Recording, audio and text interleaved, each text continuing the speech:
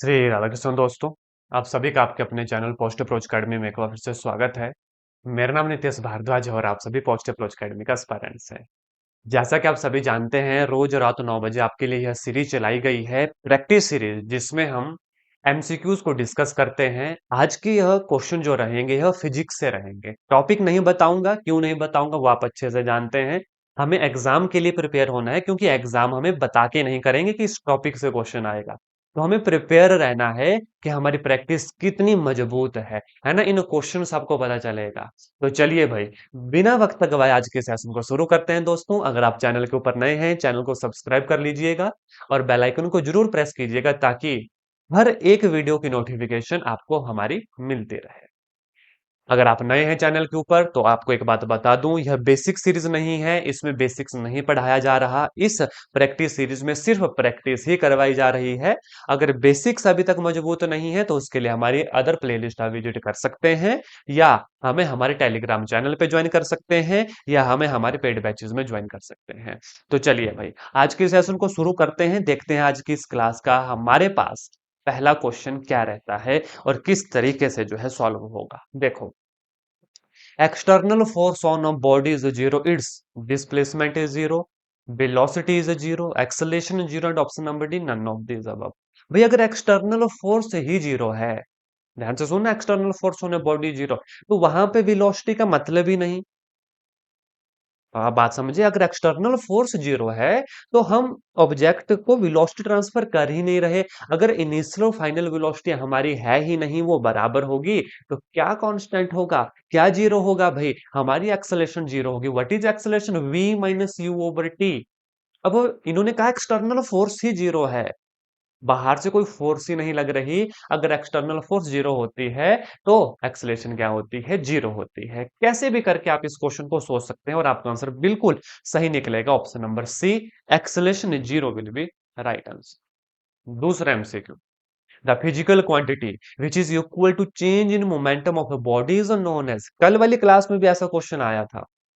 Physical quantity which is equal to change in momentum. अब change in momentum क्या, also momentum ही कह सकते हैं ना उसको। चेंज इन मोमेंटम हो गया P2 माइनस P1, तो वो भी तो मोमेंटम ही हुआ।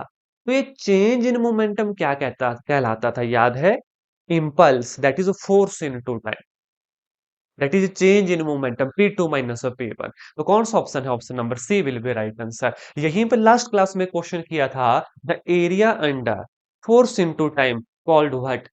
फोर्स और टाइम के अंडर जो एरिया होता है वो क्या कहलाता है भाई? वो इम्पल्स कहलाता है। क्या कहलाता है? इम्पल्स कहलाता है। आपको पता होना चाहिए। नेक्स्ट एमसीक्यू के ऊपर लेकर चलूंगा। ये तो आसान से क्वेश्चन है, और हाँ, आपको कमेंट करके बताना है ये किस टॉपिक से क्वेश्चन लिए गए हैं। अभी वीडियो को पॉज करो, क्लास को पॉज करो और कमेंट करो।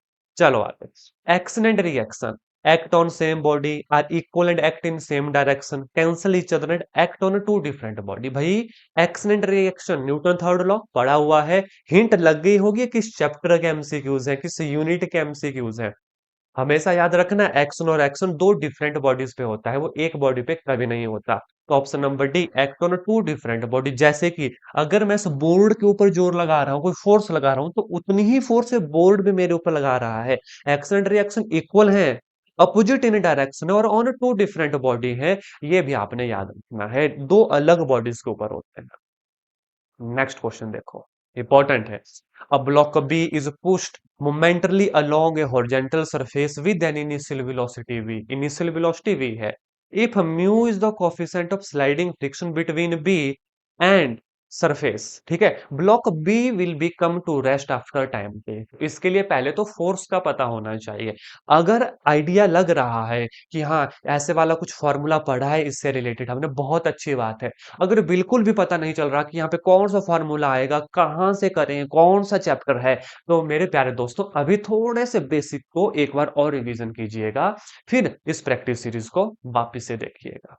ठीक है, बड़े ध्यान से एक बार फिर से देखना। A block B is pushed momently along a horizontal surface with initial velocity v। If mu is the coefficient of sliding friction between B and surface, block B will come to rest after a time। वो कितने time के बाद जो है rest पे आएगा? कैसे करें? लग रहा है आइडिया? बस यही आइडिया एग्जाम में लगाना है। कुछ फॉर्मूले मन में आए, सबसे पहले तो देखो टाइम कहाँ से निकलेगा, v is equal to u plus a t, may be this formula से, या s is equal to u t plus half a t square. देखो यहाँ पे भी टाइम हमारे पास है, लेकिन बात आ रही है यहाँ पे फ्रिक्शन भी है। तो मेरे प्यारे दोस्तों, याद है फोर्स का फॉर्मूला?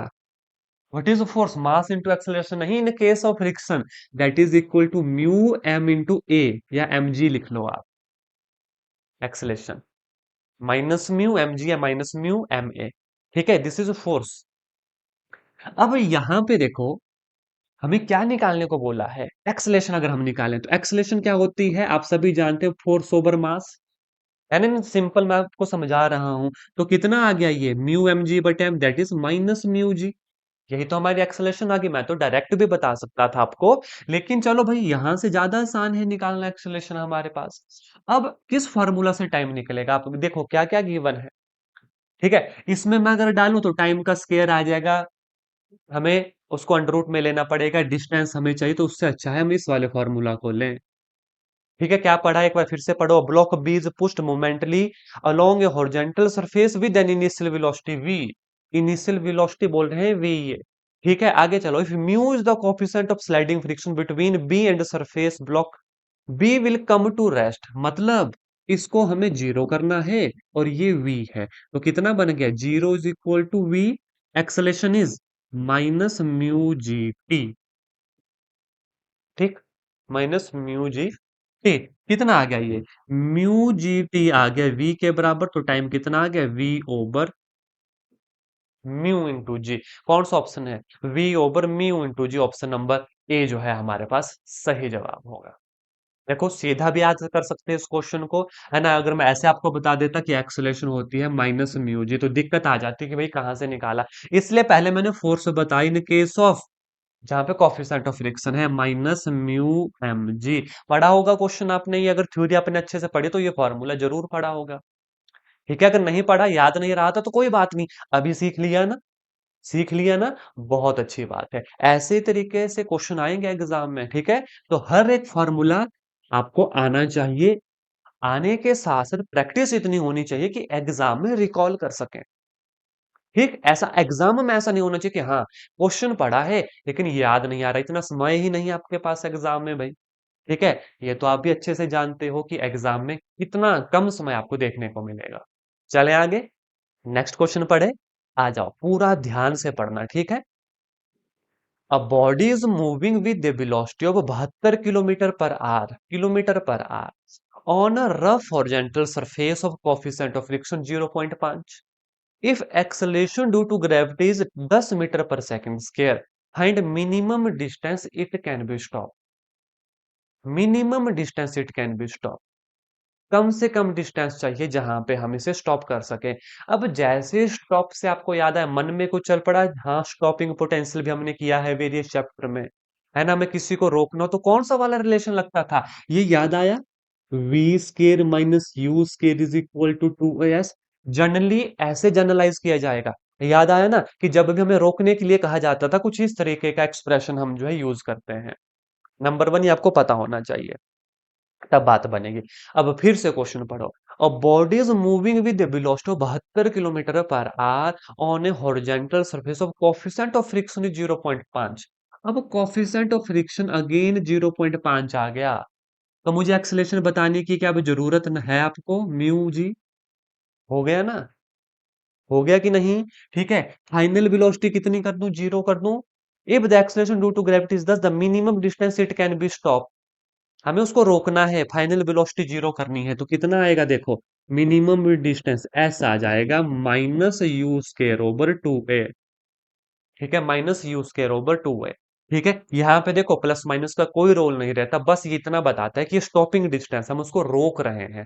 ठीक है, तो what is mu u square, 72 kilometre पर आवर, मीटर में बदलो, 72,000 बटा एक घंटे में कितने सेकंड, 3600, 36 दुए 72, यानी कि 20 का स्क्वायर बटे 2 × 10। ठीक है, अब एक्सेलेरेशन कितनी थी, म्यू जी, तो म्यू भी आएगा साथ में। म्यू कितना है, 0.5, तो 5 यहाँ पे, 10 ऊपर में ले गया। एक बार फिर से, ये 20 कहां से आया, बड़े ध्यान से देखो, 72 किलोमीटर पर आवर, 72 किलोमीटर पर आवर, 72,000 मीटर बटे आर, आर के घंटे बना दिए मैंने 3600, तो 36 दूए 72, 20। ठीक है, फिर ये लिखा, एक्सेलेरेशन कहां से निकली, लास्ट वाले क्वेश्चन से बताया मैंने, acceleration that is minus mu g, जब हमारे पास कोफिशिएंट ऑफ फ्रिक्शन भी हो। स्टॉपिंग डिस्टेंस के लिए एक ही फॉर्मूला लगता है, याद रखना, थ्रू आउट द फिजिक्स, जब भी हमें गाड़ी को रोकना है ना, आपने वेरियस इससे पहले भी इसकी प्रैक्टिस की होगी, तो यूवी square minus u square is equal to 2 ये हो गया स्टॉपिंग डिस्टेंस, अगर इसे हम जीरो कर दें, फाइनल वेलोसिटी जीरो कर दें। ठीक है, चलो भैया आ जाओ, 10 से 10 चला गया, तो ये बन गया 400 बटे 5 दूए 10। ठीक है, 10 से 10, तो स्टॉपिंग डिस्टेंस कितना आ गया, लगभग 40 मीटर आ गया भाई। कौन सा ऑप्शन है, option number D will be हमारा सही जवाब है, option number D will be right answer. Clear, आगे चलूं, प्यारे क्वेश्चन है, मजेदार क्वेश्चन है। अगर ये सीरीज आपके लिए देखो थोड़ी सी भी वैल्यू ऐड कर रही है, तो हमें कमेंट करके जरूर बताइएगा कि जी हाँ सर, इस सीरीज को कंटिन्यू रखिएगा। ठीक है, चलेंगे आगे, और डेली इस समय को नोट कर लो, 9 बजे, 9 बजे क्लास लगेगी तो लगेगी, क्या रहना है, कॉपी पेन लेके, बिना कॉपी पेन से बैठना नहीं क्लास में। और हाँ, बेसिक्स मजबूत हैं तभी ये सीरीज कीजिएगा, बेसिक्स वीक्स हैं तो पहले बेसिक स्ट्रॉन्ग कीजिएगा, उसके लिए भी सीरीज चली है भाई। जाओ प्लेलिस्ट को विजिट करो, टेलीग्राम पे हमें ज्वाइन करो, डेली लिंक वहां पे मिल जाएगा आपको, है ना। चलो आ जाओ नेक्स्ट क्वेश्चन के ऊपर, कहाँ पे है ध्यान आपका, यहाँ पे लाओ ध्यान सारे, फुल फोकस के साथ। और इसके साथ साथ बता दूं, शॉर्ट सीरीज भी केमिस्ट्री के लिए चली है, तो शॉर्ट्स में केमिस्ट्री को भी डिस्कस किया जाता है, यहाँ पे भी केमिस्ट्री के लेक्चर लगेंगे, ऐसा नहीं है ना, ऐसा नहीं है। चलो नेक्स्ट क्वेश्चन देखो, 100 gram ball moving with a velocity of 20 metre पर second return in opposite direction with a velocity of 30 metre पर second after striking a bat, impulse is. देखो इम्पल्स ना बड़ा इंपॉर्टेंट टॉपिक है, कुछ भी पूछा जा सकता है। What is impulse? Force average into time. What is impulse? Rate of change in momentum. The area under force into time is also called impulse. कई बार impulse का डायमेंशनल फॉर्मूला पूछ लिया जाता है। impulse की यूनिट देखो, force into time, Newton second. आप यहाँ पे देखो, Newton second will be the unit of impulse। तो ये सारे क्वेश्चन ना एक क्वेश्चन से बन गए, 5-6 क्वेश्चन। तो जैसे impulse बोला, हर चीज क्लियर होनी चाहिए। अब फिर से पढ़ो, 100 gram ball moving with velocity of 20 metre पर second return in opposite direction with a velocity of 30 metre पर second after striking a bat, the impulse is. यहां पर ना एक क्वेश्चन मैं याद करवाना चाहूंगा आपको, अगर आपने पढ़ा होगा, कोई बॉल आई, दीवार के ऊपर टकराई, वापिस चले गई, उसका मोमेंटम कितना होगा, या उसका चेंज इन मोमेंटम या इंपल्स कितना होगा। देखो कुछ लिखूंगा, याद आया, जब वो आई, टकराई, माइनस, अब वो वापिस चली गई लेकिन अपोजिट डायरेक्शन में, तो उसका मोमेंटम माइनस एम वी। तो याद आया कुछ, ऐसा क्वेश्चन ऑलरेडी पढ़ा है, ऑलरेडी अपनी सीरीज में किया हुआ है, इस प्रैक्टिस सीरीज में पहले वाली क्लासेस में, और आपने जरूर पढ़ा होगा कि कोई बॉल आई, बोर्ड के ऊपर टकराई, बैट के ऊपर टकराई, वो वापिस चली गई, तो चेंज इन मोमेंटम हो जाता है 2 mv, ना कि जीरो, क्योंकि वो अपोजिट डायरेक्शन में होता है, इसलिए माइनस में अगेन माइनस आता है और वो प्लस हो जाता है। सेम केस यहाँ पे है भाई, डालो वैल्यूज आंसर निकालो, डालो वैल्यूज आंसर निकालो। करें, अब यहाँ पे एक बात का खास ख्याल रखना, इस फॉर्मूला में आंसर में मत डालना। क्यों नहीं डालना, क्योंकि देखो वेलोसिटी अलग अलग है, वेलोसिटी अलग अलग है, इसलिए यहीं पे मैं डालूंगा ताकि अच्छे से आपको पता लगेगा। देखो मास 100 ग्राम बटे 1000 किलोग्राम में बदल रहा हूं, ये कहां से आएगा 1000, ऐसा मत पूछना मुझसे। ठीक, इनटू वेलोसिटी, पहले की वेलोसिटी थी 20 मीटर पर सेकंड, माइनस अगेन 100 बटे 1000 इनटू 30, लेकिन माइनस के अंदर एक और माइनस होगा, तो मैं सीधा प्लस कर रहा हूं, क्योंकि आइडिया आपको लग गया। ठीक है, 2 0 से 2 0, ये 2 0 से 2 0, ये 2 जमा 3 that is equal to 5 newton second. Option number A will be right answer. देखो अभी तो आपको समझाया ना मैंने फॉर्मूला, तो आपको समय लगा थोड़ा सा, जब एग्जाम में आप बैठते तो सीधा पता चलता, अच्छा 1000 गुना 20 बटे 2 जमा 3 5 newton second will be right answer with in 5 second. अब इसके लिए प्रैक्टिस बहुत जरूरी, बिना प्रैक्टिस से काम नहीं चलेगा। ये आइडिया इन एमसीक्यूज को देख के आपको लग रहा होगा कि कौन कौन से फॉर्मूला किस किस तरीके से आपको याद रखने हैं। ठीक, आगे चलें। नेक्स्ट एमसीक्यू के ऊपर लेकर चलूं। चलो भाई देखो। A force of 5 Newton acts on a body of a weight 9.8 newton. Weight newton में दिया है, बड़ा ध्यान रखना कब केजी दिया जाता है। Weight is in newton, mass is in KG, हर चीज का खास ख्याल। Acceleration of the body is, देखो force is mass into acceleration. What is force? 5 newton. हमसे पूछिए एक्सलेशन, ये क्या है? इज दिस वेट और इज दिस मास? जब स्पेसिफिकली वेट मास लिखा गया हो ना क्वेश्चन में, आपको भी स्पेसिफिक होना है कि क्या बोला उन्होंने। वेट दिया है, what is weight? Weight is mg, जहां पर m होता है मास, और mass is in KG, weight is in newton, तो because weight is a force. ये सारी बेसिक्स आपने पढ़ा है। फिर कहूंगा, अगर ये चीजें भी लैक कर रही हैं, एग्जाम में पूछी जाती हैं, कॉन्सेप्ट वेट मास में दिक्कत आ रही है, तो प्लीज पहले बेसिक्स जरूर देखना, है ना। तो what is weight? Weight is 9.8 newton. What is mass? इसके नीचे आ जाएगा जी। जी की वैल्यू आल्सो 9.8, तो कितना आ गया मास हमारा? मास आ गया 1 kg। अब जब मास 1 kg आ गया तो एक्सलेशन आ गई 5 न्यूटन बटे 1 kg, जो कितना हो गया? 5 मीटर पर second square will be the acceleration. Option number C will be right answer. देखो बेसिक्स लग रहे हैं, ऐसा नहीं कि बहुत टिपिकल ये न्यूमेरिकल्स हैं। अभी टिपिकल न्यूमेरिकल आगे लेकर आऊंगा, आगे वाली सीरीज में लेके आऊंगा। चलें आगे। आगे चलने से पहले वीडियो को जरूर लाइक कीजिएगा, है ना, ताकि हमें पता चले। हाँ, आपके लिए सीरीज जो है वैल्यूलेबल है, आपके नॉलेज को ये एनहांस कर रही है, और प्रैक्टिस में आपको भी मजा आ रहा है। और हाँ, ये भी मैं बता दूं, आपको एक होमवर्क दिया था अभी मैंने थोड़ी देर पहले, ये सारे एमसीक्यूज कर रहे हैं, किस यूनिट के हैं? कमेंट करके बताएं। आ जाओ, पढ़ो नेक्स्ट क्वेश्चन। थक तो नहीं गए? कोई बात नहीं, पढ़ो क्वेश्चन। बहुत क्वेश्चन लेके नहीं आता हूँ, 10 से 15 क्वेश्चन लेके आता हूँ, करने हैं क्लास में। A car of mass 1000 kg move on a horizontal circular road of radius 20 metre. If coefficient of friction is 0.6, then maximum velocity with which the car can move। maximum velocity formula याद है? Direct formula है maximum velocity का। चलो भाई लिखता हूं मैं, नहीं याद है कोई बात नहीं, अभी हूं ना बताने के लिए। पढ़ो, याद करो। Mu r g, this is the maximum velocity जहां पे फ्रिक्शन गिवन हो। What is mu? चलो भाई वैल्यू डालो। 0.6। What is radius? That is 20। What is g? That is 9.8, या 10 ले लो इसको, कैलकुलेशन ज्यादा अच्छे से होगी।